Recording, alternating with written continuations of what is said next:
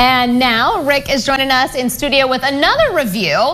This afternoon he's talking about Arthur the King. Correct. All right, I saw a preview of this the other day and I got excited because I do like Mark Wahlberg. Well, and he's starring in this one, right? He is, interestingly enough. We'll get that in a second. Okay. Basically, Arthur the King is a film based on a true story about Michael Light. Now, he was a great adventure racer. I don't know if you know this. These are those races that are covered from 5 to 10 days over hundreds of miles in some of the most horrific terrain on the planet. Okay.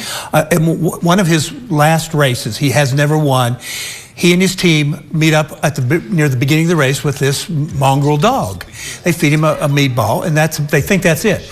200 miles later, the dog shows up again and then becomes a member of the team. Stop it. I'm going to cry. Yeah. Now, what disappointed me about this movie is that the name of the film is Arthur the King, and yet we don't get to see Arthur the King really that much until about the third act. And when you name a movie on somebody, you should bring it in quicker.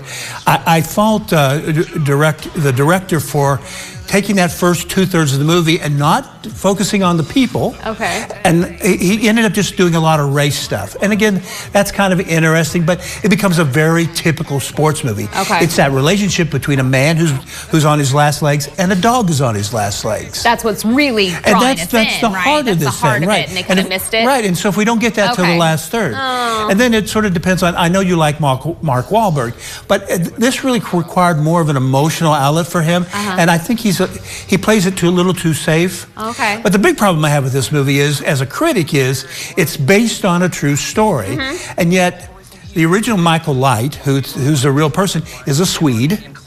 Well, Mark Wahlberg is as far from being a Swede as you can get.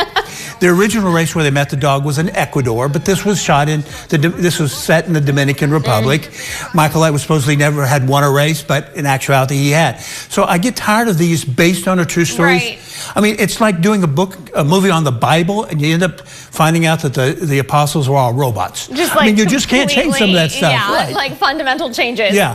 You know, the film has some interesting moments. I wish I could promote it completely for families, but I do have to warn you, it's rated PG-13 because of language. Okay. Especially use of that one big word that will shock a lot of people. Okay. But if you can get past that, also if you go, make sure you take a box of tissues. It's going to tug at your heartstrings. Oh, no.